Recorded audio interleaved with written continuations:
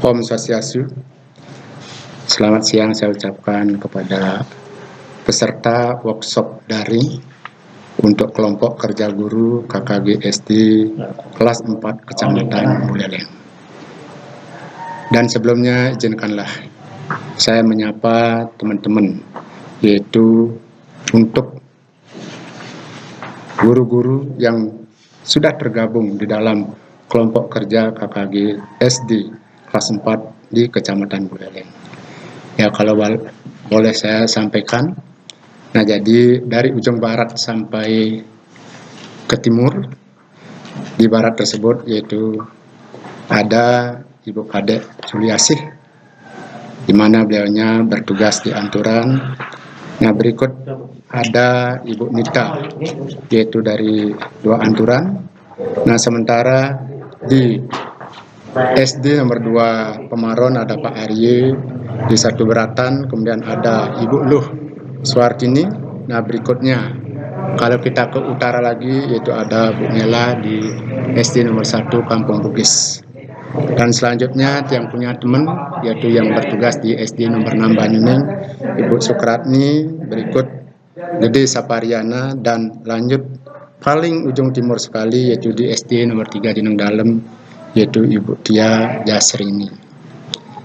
Nah, pada kesempatan yang baik ini saya yakin yang temukan Bapak Ibu semuanya yaitu dalam keadaan sehat walafiat, dan selanjutnya tiang pun yaitu merasa bergembira bisa dilibatkan dalam workshop daring kelompok kerja guru KKG SD kelas 4 di Kecamatan Buleleng. Namun di sini tiang yakin di samping Bapak Ibu guru yang telah saya sebutkan tadi, masih banyak sekali guru-guru kelas 4 yang berada di Kecamatan Buleleng yang tidak bisa saya sebutkan satu persatu. Nah, tentunya di sini Bapak beserta Ibu tersebut kurang lebih terlibat sekitar 96 orang dari 83 sekolah dasar yang ada di Kecamatan Buleleng. Dan kesempatan yang baik ini juga saya sampaikan terima kasih kepada kepengurusan workshop daring kelompok kerja guru KKG SD kelas 4 Kecamatan Buleleng.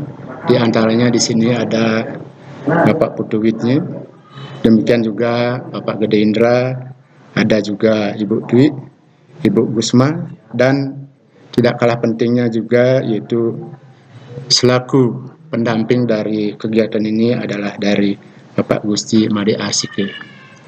Dan selanjutnya mungkin Bapak Ibu sudah mengetahui bahwa saya sendiri yaitu Made Semawi, yaitu selaku pendamping dari pengawas binaan.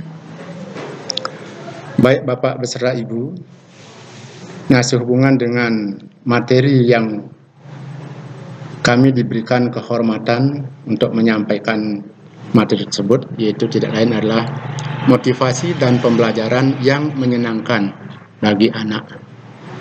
Nah, sudah tentu materi di sini adalah materi yang sudah Bapak Ibu barangkali sering dan sudah sering Bapak Ibu mempraktekkannya di dalam kegiatan belajar mengajar. Namun di sini sifatnya yang hanya mengingatkan, nuldulin.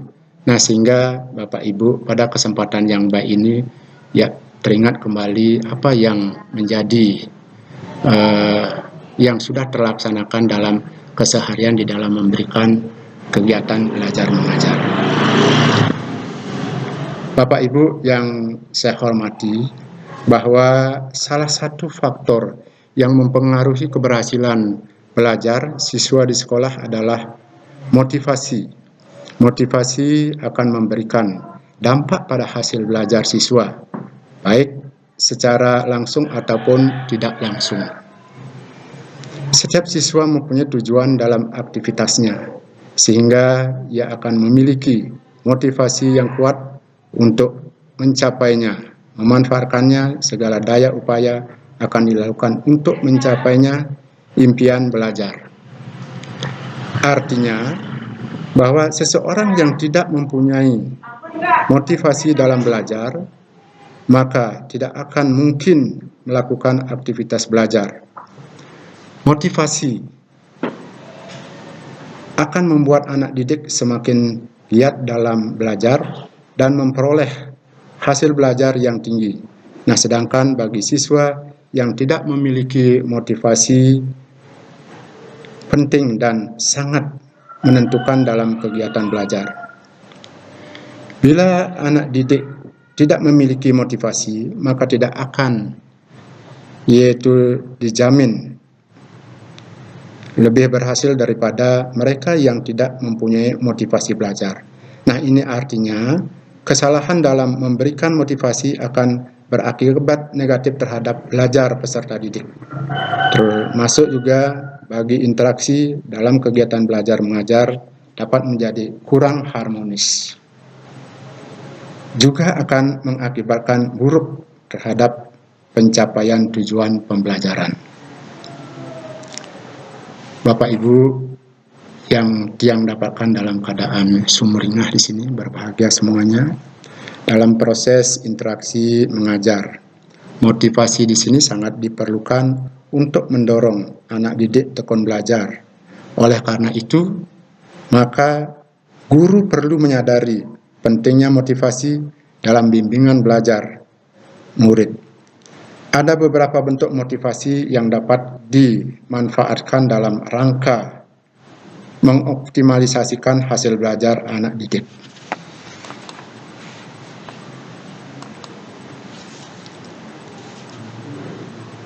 Nah, sehubungan dengan motivasi belajar tersebut, yang kita ketahui bahwa motivasi belajar di sini tidak lain suatu yang paling mendasar yang harus ada dalam proses belajar, karena hasil belajar akan optimal bila ada motivasi. Nah, jadi di sini betapa pentingnya motivasi tersebut. Nah, apabila para siswa, murid-murid kita mendapatkan sentuhan motivasi, baik motivasi intrinsik maupun motivasi ekstrinsik, mereka akan selalu bergembira, senang untuk menerima suatu pembelajaran. Nah, selanjutnya ada beberapa cara untuk memudahkan atau menumbuhkan motivasi. Nah, di antaranya di sini ada yaitu memberi nilai atau angka, kemudian memberi hadiah, kemudian ada kompetensi atau kompetisi. Nah, berikut ada involvement, dan yang terakhir memberikan pujian. Nah, jadi kesemuanya ini adalah tidak lain cara untuk menumbuhkan motivasi. Nah, kita mulai saja sehubungan dengan memberi nilai angka. Angka merupakan simbol dari nilai kegiatan belajarnya. Nilai hasil ulangan atau raport yang baik bagi para siswa adalah motivasi yang sangat kuat. Langkah selanjutnya yang harus dilakukan oleh guru adalah bagaimana cara memberikan angka-angka dapat dikaitkan dengan filus yang terkandung dalam setiap pengetahuan yang diajarkan kepada para siswa, sehingga tidak sekedar kognitif saja, tetapi juga keterampilan dan afeksinya. Nah, sehubungan dengan memberikan nilai atau angka tersebut, nah kita sebagai seorang guru, sekecil apapun tugas-tugas kita tersebut, yaitu harus selalu diberikan nilai, harus diberikan angka. Semisal saja yaitu tugasnya berupa pekerjaan rumah ataupun pekerjaan yang harus diselesaikan di sekolah. Nah, jangan sampai pekerjaan-pekerjaan tersebut yaitu numpuk, tidak dikoreksi. Nah, sehingga siswa tersebut yaitu tidak mendapatkan nilai. Nah, untuk itulah betapa pentingnya memberikan nilai di sini, nah sehingga akan menumbuhkan motivasi bagi siswa itu sendiri. Nah, sebagai gambaran bahwa zamannya saya menjadi murid di sekolah dasar, dulu tidak ada yaitu istilahnya kertas seperti sekarang yang ditulisi dengan menggunakan pulpen, namun tempo hari yaitu menggunakan lai. Lai tersebut yaitu selembar bidang yang kemudian ditulisi dengan gerit. Nah, gerit namanya. Nah, sehingga kalau Bapak Ibu guru sehabis mengajar itu memberikan tugas-tugas, maka tugas-tugas itu dikerjakan di selembar lai. Nah, berikutnya pada kesempatan itu juga langsung diberikan nilai. Nah, di dalam menulis nilai tersebut yaitu ditulis dengan kapur. Nah, untuk itulah maka di sini bagi siswa-siswa yang memperoleh nilai yang maksimal, maka dia tidak hanya cukup memperlihatkan hasilnya itu, namun dia menempelkan yaitu pada pipinya. Nah, sehingga nilai yang mereka peroleh tersebut yaitu nempel pada pipi. Nah, ini merupakan suatu kebanggaan. Nah, itu sebagai contoh bagaimana apabila kita memberikan nilai ataupun angka tersebut akan menumbuhkan motivasi untuk belajar yang lebih bagi para siswa. Dan selanjutnya kita perlu juga memberikan hadiah. Bahwa hadiah dapat juga dikatakan sebagai motivasi. Tetapi tidak selalu demikian, karena hadiah untuk suatu pekerjaan mungkin tidak akan menarik bagi seseorang yang tidak senang dan tidak berbakat untuk suatu pekerjaan tersebut. Nah, itulah sehubungan dengan menumbuhkan motivasi tersebut dapat juga yaitu melalui memberikan hadiah. Dengan memberikan hadiah tersebut, maka akan tumbuh kembang motivasi anak-anak kita untuk belajar yang lebih mantap, yang lebih bagus. Nah, berikutnya perlu juga mengadakan yaitu persaingan atau kompetisi. Nah, persaingan atau kompetisi.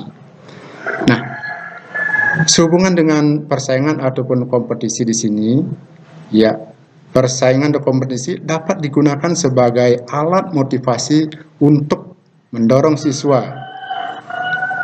Nah, persaingan, baik persaingan individu maupun persaingan berkelompok, nah, ini akan dapat meningkatkan kegiatan belajar siswa.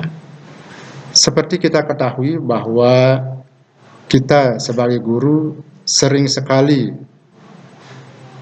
melakukan kompetisi di sini sehubungan dengan mengakhiri suatu pelajaran dekat-dekat mau pulang. Nah, sehingga mungkin anak-anak dilombakan, yaitu kita selaku guru memberikan soal-soal, nah kemudian dengan catatan disampaikan kepada putra-putrinya, bagi anak-anak yang sudah selesai bisa memeriksakan. Nah, selanjutnya apabila sudah benar bisa pulang lebih dulu. Nah, ini sebagai bentuk-bentuk kompetisi. Nah, demikian juga bentuk-bentuk kompetisi yang lainnya.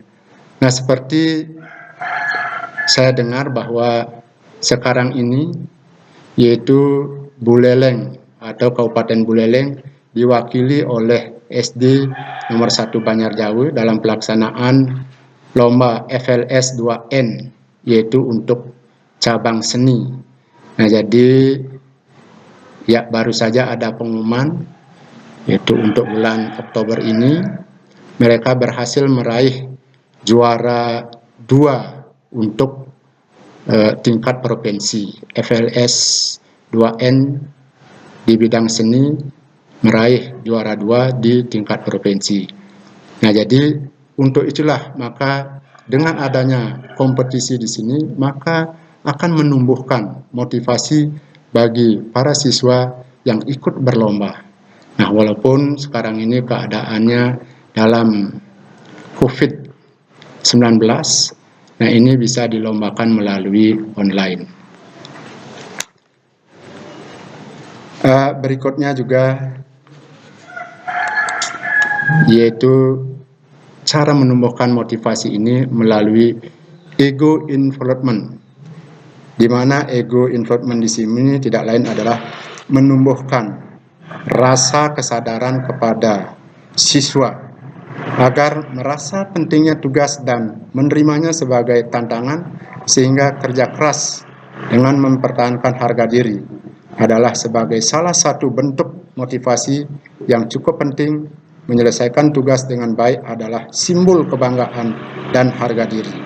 Nah, begitu juga siswa ya sebagai subjek belajar di sini. Nah, para siswa akan belajar dengan keras, bisa jadi karena harga dirinya.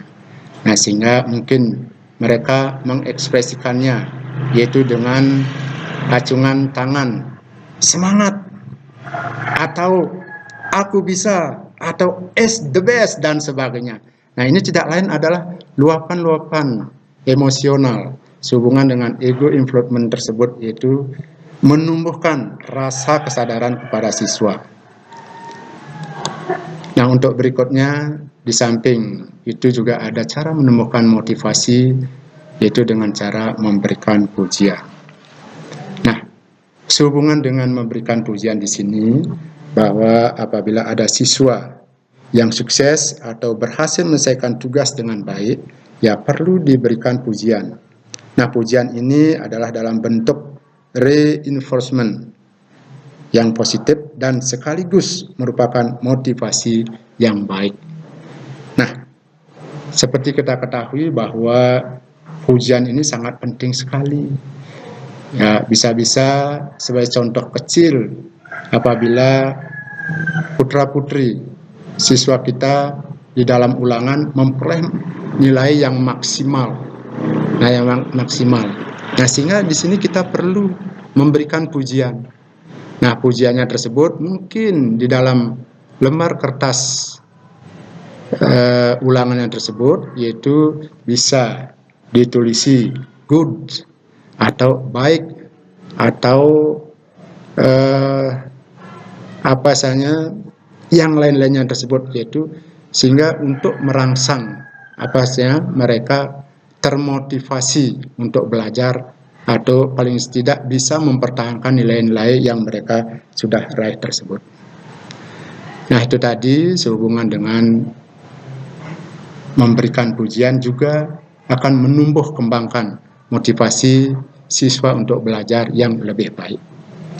Nah, di samping hal-hal tersebut, baik memberi angka, kemudian hadiah, berikutnya juga saingan atau kompetisi, termasuk juga menumbuhkan rasa kesadaran kepada siswa, dan yang terakhir yaitu pujian, masih banyak juga hal-hal yang bisa menumbuh kembangkan motivasi siswa tersebut untuk belajar lebih lanjut. Nah, di antaranya mungkin yaitu kita sebagai guru bisa memberi ulangan. Nah, memberi ulangan ini pun yaitu termasuk memberi ulangan merupakan sarana motivasi. Namun harus diingat oleh guru adalah jangan memberikan ulangan terlalu sering, karena bisa membosankan dan bersifat rutinitas. Nah, itu ulangan itu juga termasuk menumbuhkan motivasi. Sekiranya, coba bayangkan kalau anak-anak diberikan ulangan, paling tidak dia pasti di rumahnya akan belajar. Nah, sehingga terangsang untuk menumbuhkan motivasi belajar yang lebih lanjut, dengan catatan bahwa pemberian ulangan tersebut itu jangan sampai terlalu sering. Nah, ini akan menimbulkan kejenuhan. Nah, di samping itu juga ada juga mengetahui hasil. Nah, dengan mengetahui hasil di sini, maka anak-anak juga akan terangsang untuk menumbuhkan motivasi untuk belajar yang lebih lanjut. Nah, apabila hasil mereka yaitu ketahui, nah, maka di sini mereka akan membandingkan. Nah, dari hasil-hasil yang diraih tersebut, sudah tentu dia bisa menumbuhkan motivasi belajar untuk lebih lanjut.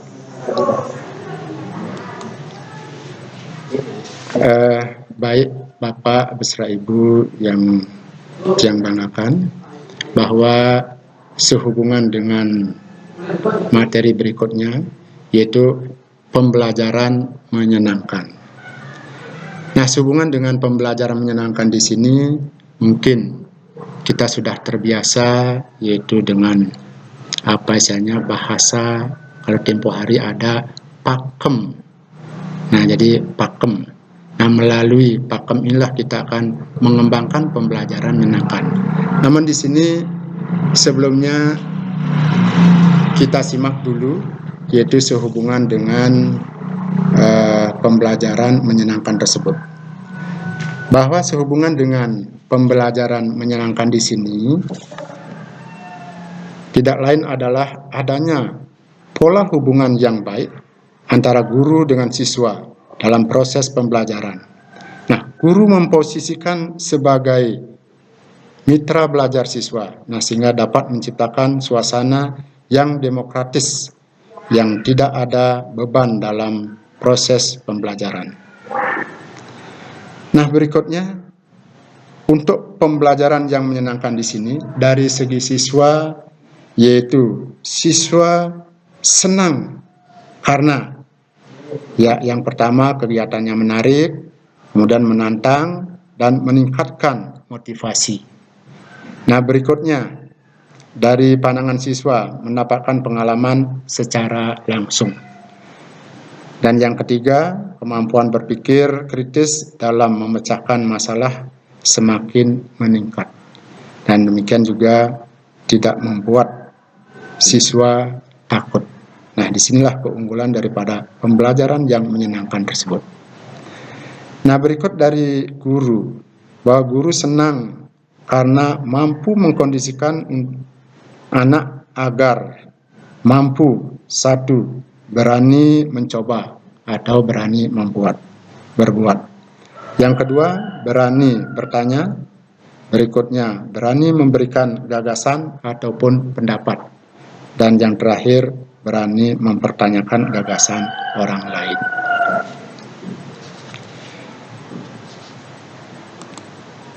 Nah, jadi itulah sehubungan dengan pembelajaran yang menyenangkan. Nah, sehubungan dengan pembelajaran yang menyenangkan tersebut, untuk zaman yang sekarang ini, yaitu COVID-19, maka kita perlu memanfaatkan teknologi di dalam pembelajaran. Nah, di antaranya kita perlu memanfaatkan rumah belajar, kemudian Google for Education, nah berikutnya ada ruang guru, ada sekolahmu, ada Senius, dan sebagainya.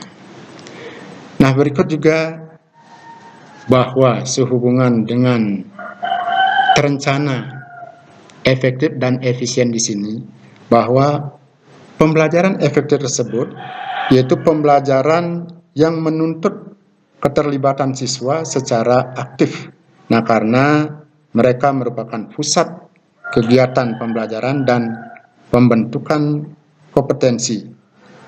Nah, di sini siswa harus didorong untuk menafsirkan informasi yang disajikan oleh guru sampai informasi tersebut dapat ditemui oleh akal sehat. Nah, itulah sedikit sehubungan dengan terencana, efektif, dan efisien dari pembelajaran tersebut. Nah, selanjutnya di sini bahwa sehubungan dengan kita belajar, yaitu untuk pembelajaran yang menyenangkan, kita perlu yaitu masuk ke dunia anak. Nah, sehingga apabila kita masuk ke dunia anak tersebut, maka kita akan lebih mudah mentransfer yaitu suatu materi pembelajaran. Nah, sekiranya Bapak Ibu yaitu sudah sering mempraktekkan sehubungan dengan masuk ke dunia anak tersebut. Nah, di mana sebelum kita memulai ke dalam pelajaran inti, barangkali kita perlu juga mengadakan nyanyi-nyanyi kecil. Nah, kemudian apa istilahnya dengan cerita-cerita yang menunjang pembelajaran tersebut. Nah, sehingga di sini secara tidak langsung kita akan mudah untuk menserahkan pelajaran tersebut karena mereka tersebut yaitu sudah larut ke dunianya. Nah, berikut sehubungan dengan kita memudahkan menimbulkan pembelajaran yang menyenangkan, diusahakan agar anak tersebut yaitu aktif. Nah, jadi diusahakan anak tersebut yaitu aktif. Dalam kegiatan belajar melibatkan beberapa komponen yang yaitu peserta didik, kemudian guru, kemudian tujuan pembelajaran, isi pembelajaran, metode mengajar, media pembelajaran yang sesuai, dan berikutnya diakhiri dengan evaluasi. Nah, semua komponen ini saling berinteraksi yaitu dalam kegiatan pembelajaran yang berakhir pada tujuan pembelajaran. Nah, selanjutnya di sini bahwa kita perlu mengadakan kolaborasi dengan hobi. Nah, jadi apabila kita di dalam mengajar tersebut yaitu dipadukan dengan hobi ya dari anak-anak itu sendiri, maka di sini kita akan memudahkan di dalam mentransfer yaitu suatu materi pembelajaran. Nah, berikut memberikan ruang kreatif. Nah, sehubungan dengan memberikan ruang kreatif, guru dapat menggunakan media belajar yang tepat. Media belajar yang menarik perhatian siswa akan membuat siswa termotivasi untuk belajar. Tidak harus sulit dan mahal. Manfaatkanlah benda-benda atau hal apa saja yang ada di sekitar kita. Nah, selanjutnya kita perlu juga menumbuhkan inspirasi. Tunjukkanlah antusiasme sebagai guru dalam mengajar. Diusahakan bahwa guru tampil prima, bersemangat, dan percaya diri. Gunakan kemampuan sebagai penutur cerita yang baik. Nah, karena pada dasarnya guru adalah seorang aktor. Nah, berikut bahwa sehubungan dengan apa istilahnya mengusahakan anak kita aktif tersebut, yaitu ada beberapa hal yang perlu diperhatikan bahwa dalam kegiatan pembelajaran diusahakan pembelajaran tersebut yaitu berpusat pada siswa. Jadikanlah siswa sebagai peserta aktif, bukan pasif. Nah, berikut guru dapat menggunakan metode yang aktif dengan memberikan tugas yang menantang pada siswa, sehingga siswa termotivasi untuk menyelesaikan tantangan tersebut. Nah, berikutnya di sini ada slogan bahwa orang hebat bisa melahirkan beberapa karya bermutu, tetapi guru yang bermutu dapat melahirkan ribuan orang-orang hebat. Ya, nah dengan demikian maka berakhirlah materi yang saya berikan pada kesempatan yang berbahagia ini. Nah, seandainya ada hal-hal yang kurang berkenan di hati Bapak Ibu, utamanya peserta KKG, yaitu di kelas 4 di Kecamatan Buleleng, saya mohon maaf yang sebesar-besarnya karena tiada gading yang tak retak. Untuk itu yang akhiri dengan pesamuk Sinampuri, Om Santi Santi Santi Om. Yuk, sukses.